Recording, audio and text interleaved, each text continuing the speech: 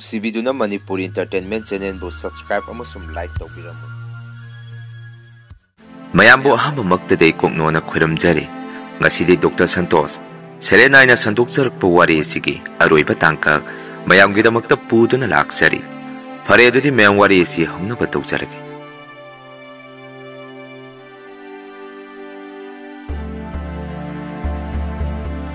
ꯋꯥꯔꯤ ꯑꯁꯤꯒꯤ ꯃꯔꯤꯁꯨꯕ ꯇꯥꯡꯀꯛꯇ ꯉꯥꯟꯕꯅ ꯃꯥꯒꯤ ꯃꯔꯨꯞ ꯇꯣꯝꯊꯤꯟꯒꯤ ꯃꯌꯨꯝꯗ ꯂꯥꯛꯇꯨꯅ ꯁꯅꯥꯔꯩ ꯑꯃꯗꯤ ꯗꯣꯛꯇꯔ ꯁꯟꯇꯣꯁ ꯍꯣꯁꯄꯤꯇꯥꯜꯗ ꯂꯩꯍꯧꯔꯦ꯫ ꯃꯕꯥꯅꯤ ꯑꯊꯨꯕꯗ ꯍꯣꯁꯄꯤꯇꯥꯜꯗ ꯆꯠꯅꯕ ꯇꯧꯁꯤ ꯍꯥꯏꯗꯨꯅ ꯍꯣꯁꯄꯤꯇꯥꯜꯗ ꯌꯧꯔꯛꯈꯤ꯫ ꯃꯈꯣꯏꯅ ꯍꯣꯁꯄꯤꯇꯥꯜ ꯍꯦꯛ ꯌꯧꯔꯛꯄꯒꯁꯨ ꯗꯣꯛꯇꯔ ꯑꯃꯅ ꯑꯁꯨꯝꯅ ꯍꯥꯏꯔꯛꯈꯤ, ꯊꯧꯗꯣꯛ ꯑꯁꯤꯗ ꯃꯤꯑꯣꯏ ꯑꯃꯗꯤ ꯀꯟꯕ ꯉꯝꯈꯤꯗ꯭ꯔꯦ, ꯑꯗꯨꯕꯨ ꯑꯃꯗꯤ ꯀꯌꯥ ꯊꯣꯏꯗꯣꯛꯅ ꯋꯥꯅꯤꯡꯉꯥꯏ ꯑꯣꯏꯗꯦ꯫ ꯂꯩꯈꯤꯗ꯭ꯔꯕ ꯃꯤꯑꯣꯏ ꯑꯗꯨꯒꯤꯗꯃꯛꯇꯁꯨ ꯑꯩꯈꯣꯏꯅ ꯐꯅ ꯀꯟꯅꯗꯤ ꯍꯣꯠꯅꯕꯅꯤ, ꯑꯗꯨꯕꯨ ꯎꯄꯥꯏ ꯂꯩꯈꯤꯗ꯭ꯔꯦ ꯍꯥꯏꯔꯛꯈꯤ꯫ ꯃꯗꯨꯗ ꯇꯣꯝꯊꯤꯟꯅꯁꯨ ꯃꯆꯦꯒ ꯃꯕꯥꯏꯒ ꯑꯅꯤꯗꯨꯒꯤ ꯃꯔꯛꯇ ꯀꯔꯝꯕꯅꯣ ꯂꯩꯈꯤꯗ꯭ꯔꯤꯕꯁꯤ ꯍꯪꯉꯝꯃꯤ꯫ ꯃꯗꯨꯗ ꯗꯣꯛꯇꯔ ꯑꯗꯨꯅꯁꯨ ꯌꯥꯝꯅ ꯅꯨꯡꯉꯥꯏꯇꯅ ꯁꯨꯝꯅ ꯈꯨꯝꯃꯛꯈꯤ, ꯂꯥꯏꯕꯛ ꯊꯤꯔꯕ ꯊꯧꯗꯣꯛ ꯑꯗꯨꯗ ꯂꯩꯈꯤꯗ꯭ꯔꯕ ꯃꯤꯁꯛ ꯑꯗꯨꯗꯤ ꯑꯇꯩ ꯀꯅꯥꯁꯨ ꯅꯠꯇꯦ, ꯗꯣꯛꯇꯔ ꯁꯟꯇꯣꯁꯀꯤ ꯂꯣꯏꯅꯖꯕꯤ ꯁꯅꯥꯔꯩꯅꯤ꯫ ꯅꯨꯄꯤ ꯃꯆꯥ ꯑꯁꯤꯒꯤ ꯄꯤꯕꯨꯛꯅꯨꯡ ꯍꯛꯆꯥꯡ ꯃꯅꯨꯡꯗꯁꯨ ꯊꯥ 5ꯃꯨꯛ ꯁꯨꯔꯕ ꯇꯥꯏꯕꯪ ꯃꯪꯐꯥꯎꯅꯔꯛꯇ꯭ꯔꯤꯕ ꯑꯉꯥꯡ ꯑꯃꯁꯨ ꯌꯥꯎꯔꯝꯃꯤ꯫ ꯍꯟꯗꯛꯀꯤ ꯊꯧꯗꯣꯛ ꯑꯁꯤꯗꯤ ꯑꯩꯈꯣꯏꯁꯨ ꯍꯥꯏꯅꯤꯡꯉꯥꯏ ꯂꯩꯇꯅ ꯊꯃꯣꯏ ꯀꯥꯏꯈꯤ꯫ ꯗꯣꯛꯇꯔ ꯑꯩꯈꯣꯏꯅꯗꯤ ꯁꯅꯥꯔꯩ ꯍꯥꯏꯔꯤꯕ ꯅꯨꯄꯤ ꯃꯆꯥ ꯑꯁꯤ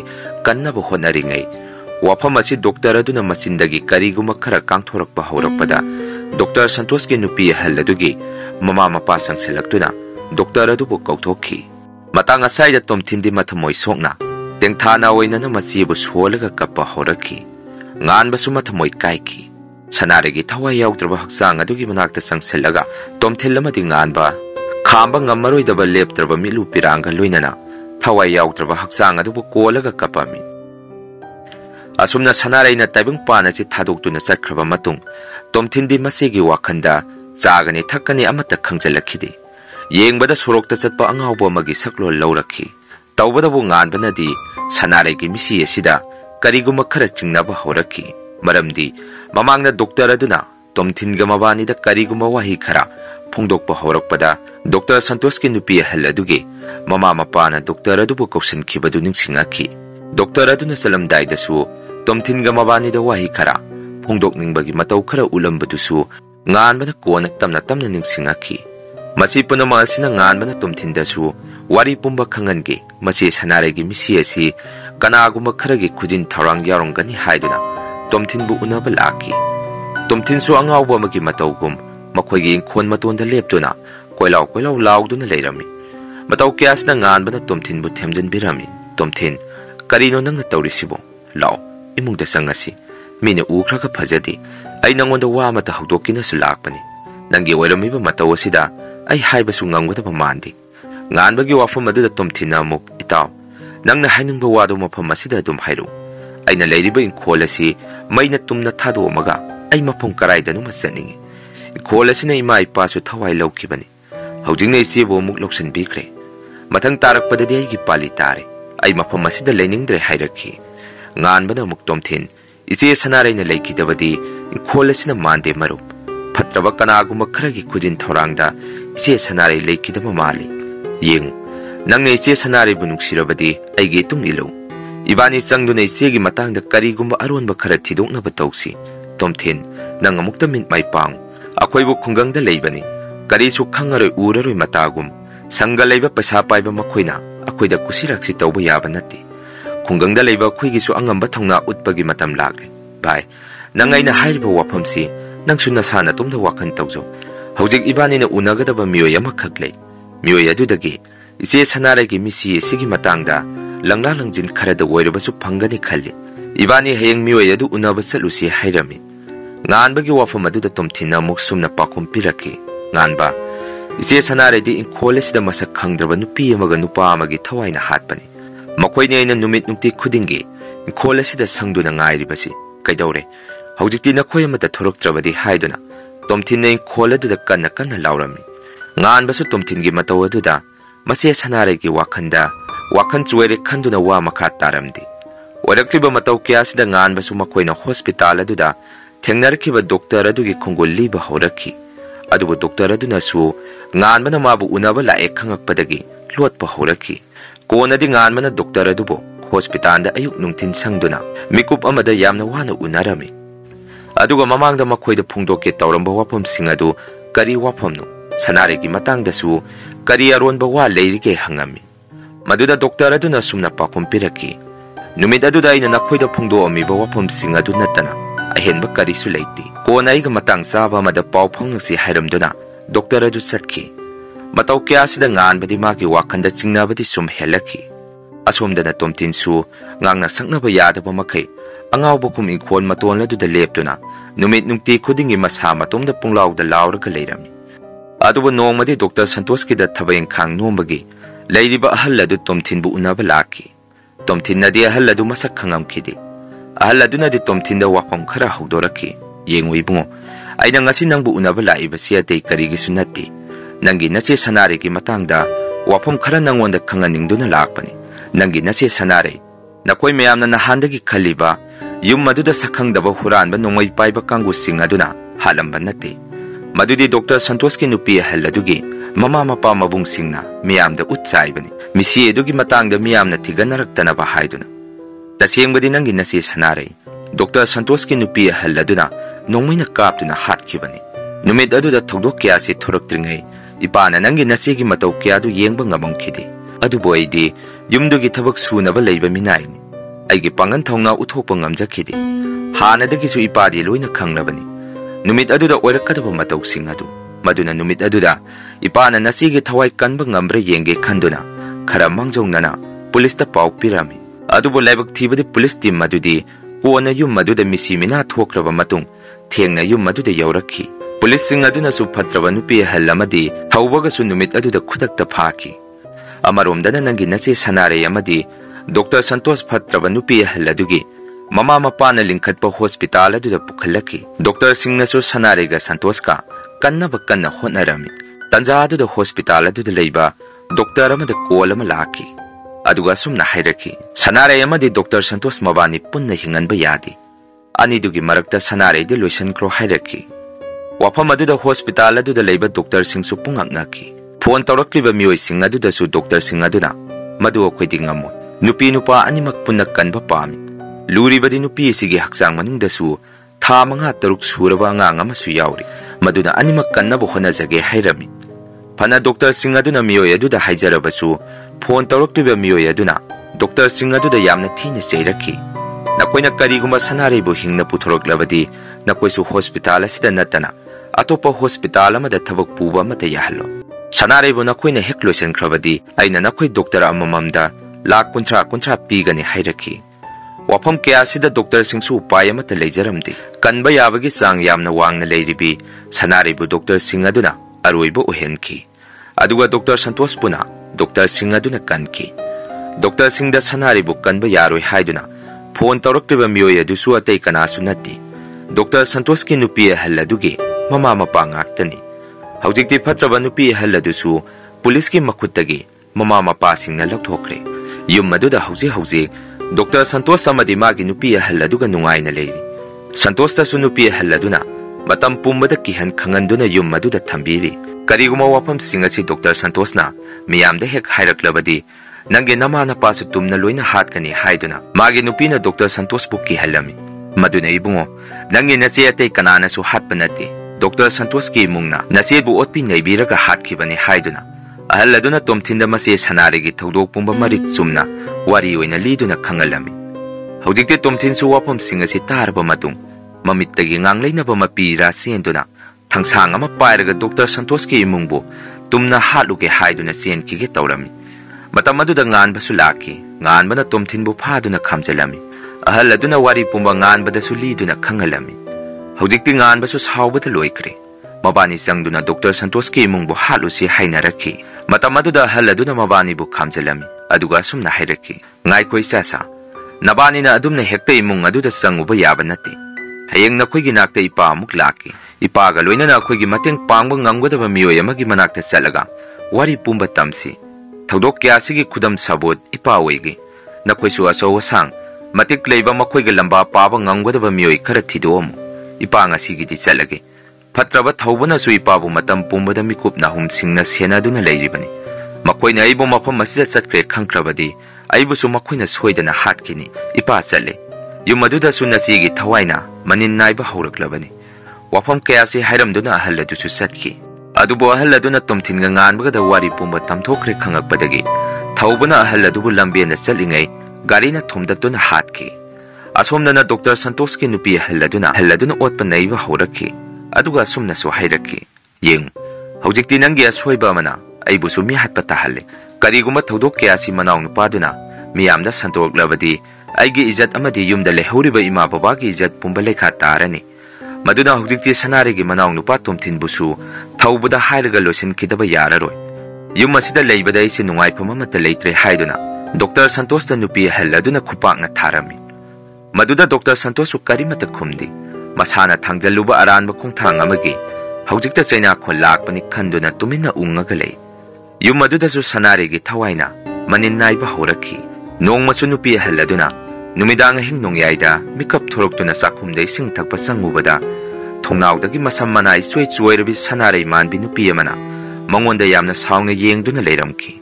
Madu urubada nupi ahal adusu kiman khiduna mana pairiba ising glass adu makhada thadaramaga chelakpada magi nupa Dr. Santos ti yumyai aduda phima illaga tumina leptuna leirami.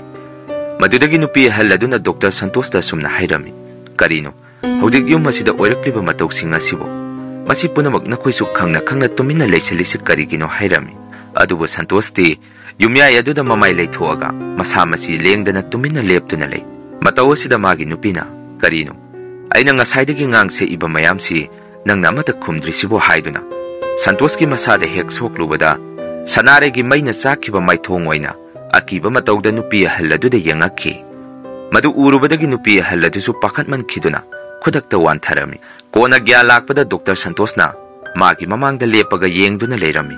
Matam maduda su nupi ahal adu ngasaigi akiba sakpham madu oiraboi ningduna magi nupa Santos pu ubada masada yamna kina kanna laurami. Santos na su magi nupi ahanda sumna hairami. Kaidaure nangna adu pakhaliduna nasada akiba machet amata polakhidraba nangna ngasidi akibagi mataw nangondagi ahenba amabu ngasigi taibang panasida leiramkhidra haiduna wafam masi hairamduna Santos kadudagi thorakhi. Asomdana tomthinga nganbagana ahal adubu numit humni mari nimuk lakpa ngairami. Aduga nganbana su tomthinda sumna hairami. Tomthin ahal adu khoigi nakta lakadaba mandre masu khudong thiba nangkhraba mali kanadi thaba asigi khoida mateng pangba ngamgodaba miyoi amata leiro. Ahal adu so khoigi nakta laabadi changadawriba lampham masisu kharadi laigadabani. Maduna hojik ibani ahal adugi mari makong thirusi natraga mamangda thengnakhiba doctor aduda wahang khara hangusi hainarami. Asumna mabani wari watai sanaringai ikhang khangawdana Dr. Santos su tomthinbu unaba lakhi. Mataw asida nganbaga tomthinga su pungak ngakhi. Tomthinna su Dr. Santos bu hek ubada phunaba masa paiduna leimaida namsankhi. Matam aduda Dr. Santos su makut handi tumina lei. Konadi masindagi atapa wahi kharana sumna khumaki. Sumi tomthin nangna aingonda sauribadu nangi segidamakta ibu nakhut pena phu mafam asida ibu hatki su halu. Adubu aina ngasi nangi nakta changi ibasi atei karigi su nati sanaraibu makhut magna nongmaina kapaga hatkibi minungsi machet amata poktrabi aigi nupi ahal adugi mathakta laman khumnabagidamakta nakhoigi nakta lakpani. Tomthin nangbusu makoina hatnaba thaurang pumba semba sakre. Hojik akhoi amata oina punsinaduna makoigi mathakta laman khumnaba tausi hairakhi. Phana sumna Dr. Santos na haijarabasu tomthin nadi Santos ki wafam adu thajaramdi. Hanjan Dr. Santos pu makut pena phudarami. Ko nadi nganmana Santos pu khamami. Yare tomthin lepo masagi maran masana yajare sidagi henba karisu leiti. Hojikti akhona wana thigadaba miyoi sing adusu thirubagi mathau tadri. Hojik ibani gi mangda lepiba misakasi iche sanare gi misida mamit pena uhauba khangauba masamaksu yawriba miyoi amani. Lao makut pairaga chingu hojikmak achum maran gi damakta police ta chatsi hairami. Matam aduda Dr. Santos su karimata khumdi. Asumna Dr. Santos pu puraga tomthinga nganbagana police station lamada lakhi. Sanare gi misigi matangda su Dr. Santos na police officer aduda marik chumna wari tamami. Masigi matung konadi police officer aduna Dr. Santos ta sumna hairakhi. Doctor nang nasagi naran budi nang nasana yajari.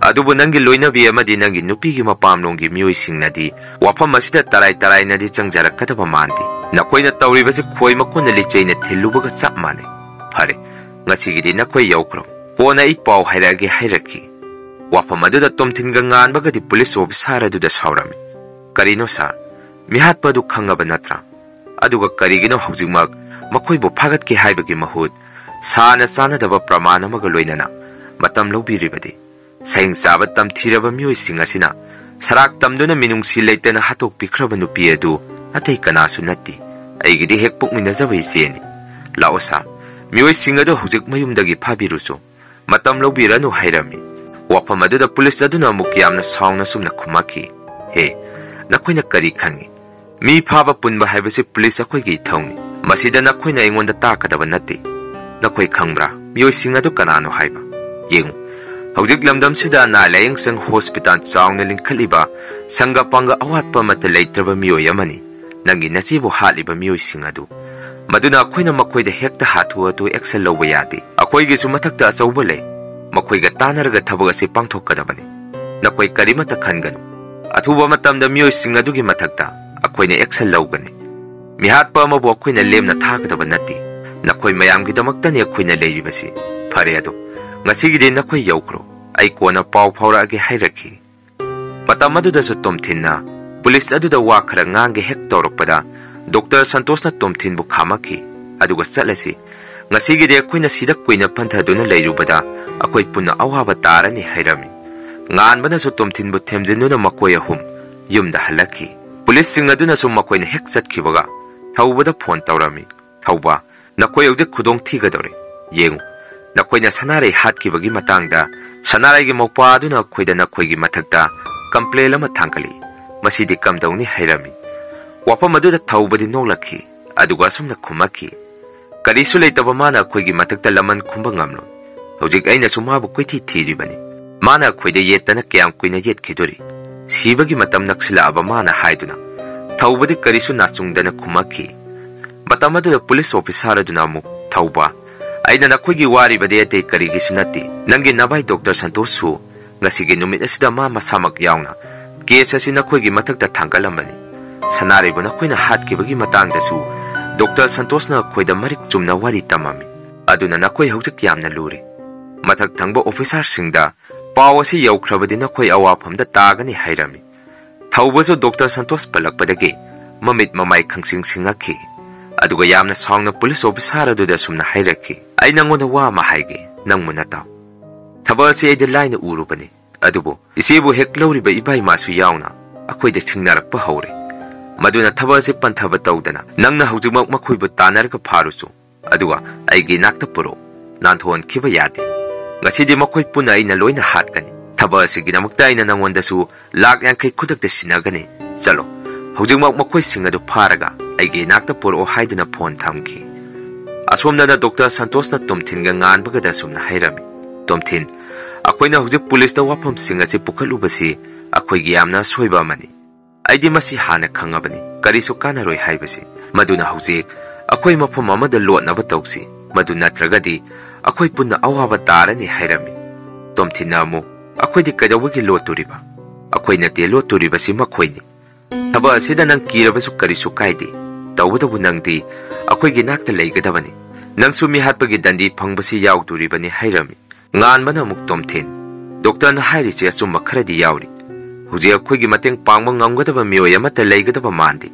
police officer aduna su makhoi gi misang da leibagum tawi hairami asumna lambe na chana makhoi masen wari sanaringai police gari ema lakpa Dr. Santos na laptak na uraki madudagi Dr. Santos na nganbaga tomthin gada na khoi chen khro natrabadi khudong thiba tarani hairami asumna hainaringai police singaduna makhoi na leiriba makai adomda gari kanna thaujalaki matawadu da nganbaga tomthinga chu chen khinaba tawrami adubu police singaduna nganbaga Dr. Santos kadi makhoi gi makhutta chanki tomthindi upai ma tawduna nanthokduna senki masigi matung Dr. Santos ka nganbaga police singaduna thawbagi makhutta sinarami Dr. Santos na chu thawba masi puma makhoi gi marala mata nati aina thon bangaktani nupa si thadoko hairami thawbana mu ibai nangsi yamna pangba miyoini segaigana nangmu nungaina phanadi sem sabani adubu kanadi ibai nangdi hanjan ko madudi hekta chongthaki phare adu ibai masi puna makto asi Tomthin ga wari khara sananing.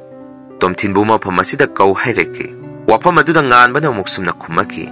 Mifattaba nakhoi gi khuttagi. Akoina amuk hankini haibadi thajadi. Maduna nakhoi gi apamba ibu hat ke da phugera. Nakhoi gi aningba tawjaro. Maraibak thijara aba imanaba Tomthin budi nakhoi gi khutta aina khak tahallo.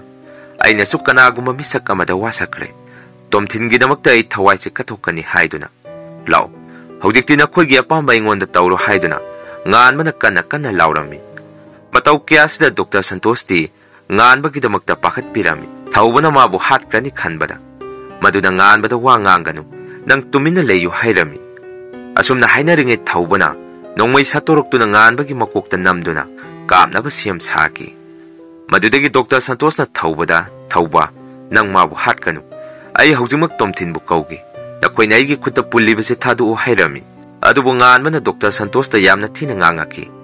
Karigino nang na Tomthin bu mafam asida kauduribase. Mabu kauganu. Aingon na makhoi na tongning ba tawjasanu haiduna. Yamna kanna laurami. Dr. Santosh nganbagi wafam adu karimata taramdi. Thawbadagi phol lawduna miyoy amata call tawrami. Aduga sumna hairami. Nangna ai thamoi singna nungsirabadi thawbana ngasi tawriba thabag ase lepo hayu. Ai nanggidamakta pusigi lepki. Aigidamakta makha tana. Misi mina nangba pamdri. Ayingbi. Thabag thawram pumba nang namukta thingbiyu. Ay nangina khong pairaga haijage. Amukta yabiyu haiduna. Dr. Santosh na magi nupi handa call tawraga haijarami. Matau kiyasta thawbana phol adu mullaga macheda sumna hairami. Ise nangi nupa pangba sigi wahi kharada nang pangthaganu. Hauji aina makhoi ba loina haladabani. Madu natrabadi ima baba ki izzat pumba lebak miyamda yolani. Ise nang phone thamu. Ai kona paw phawra age hairami. Maduda masina amuk kap tuna sumna hairaki. Thawba mafam madudagi makhoi bu thadok pikro. Ise na puksin piklubadagi thokiba thodok ngaktani. Nanga loina na mabu yu masida puro. Ay ma yauduna punsi se hingba ngamloi hairaki. Machegi matawdu da thawbusu pharese. Naupa bab tare. Segi bu kari awat pa lehendurige. Hujing mag ibay bu yu maduda puragi. Se nang phone thammo haiduna. Phol adu hek thamkibaga.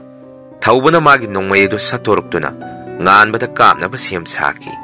Adubu nongmay aduna nganbada kaapagi mahut. Dr. Santosh romda onselaga. Nongmay aduna masing thingamdana. Dr. Santosh ta kaapsalami. Matawasida nganbadi pungak ngaki. Thawbaga langminar pa kanggo singaduna su ingak ngakna yengduna lay. Aduga thawba karino nang natawrisibo nanggi nakhut magna Dr. Santosh po halaba hairami. Matamadu da thawbana sumna kumaki. Aigi ikun magna Dr. Santosh po ina hatpani. Manani isi bu wahalibasi. Ngasidi aigi imungda ayat apan pirakpa miyoy amatay na lem na tharo. Tumna loy na hatkani haiduna. Ngan bada sumuk nongmay na kaap na basiyam saki. Adubu hanakti Tomthin su makoy mayamgi maraktagi mamay mamit kumjalaga thoraki. Aduga thawbagi makhutagi nongmay adu munnaba thawbaga kana muknaraki. Hanasum na tawjarabasu Tomthin di thawbana masa pairaga laktana lang thoraki. Aduga thawbana sumna hairaki. O ngasaydagi nangdi mafam asida layriba oire. Nanggu mangakha amana aigi imungda singnabagi natik nati. Nangsu nachegi manakta chatlo haiduna. Nongmay aduna Tomthin na kaapke hek tawrukpada mafam adudagi khangawdana. Dr. Santosh ki nupi haladuna manaw nupa thawba amukta ngaykho khamaki. Matam aduda mayam su pungak ngaki. Thawba su mache lakpa ubaduda ise nangdi mafam asida mataw karamna hangami. Mase na mu ibungo nakhoi na ni uriba police officer aduna mafam asida nakhoi lehore hairukpadagi ise na khangbani. Karaino nanggi nongmay do ise da piro. Yumda hannaba tawsi haiduna thawbadagi nongmay adu mache na themduna lauraga thawbaga langminarakpa miyoy ahum adu mache na nongmay na kaapaga loina hatuami. Mataw asida Tomthin ga nganbaga su pungak ngaki. Tanja adu da thawbagi phone da call amasu laki. Tawruktriba miyoy adu kanano haiduna thawbana phone adu paikhalubada magi mache oirami. Aduga sumna hairaki. Ibungo hawjikphaw nakoi halaktribo lao ise ngaiba ware. Nakoi hawjik karaida yaurage hangaki. Mataw aduda thawbasu masada ingak ngakna magi mamangda lepiba mache aduda munna yengduna makutta pairiba phone adu makhada thadarami. Konadi makhoi mayamgi manakta lepiba Dr. Santosh ki nupi haladu sanaray onthoraki. Aduga nongmay adu Tomthin da piduna sumna hairami. Isegi ibungo Mangda lepiba mi fattaba sahing saba miyoy asina isibu yamna wahankibani. Nangna mabu halu.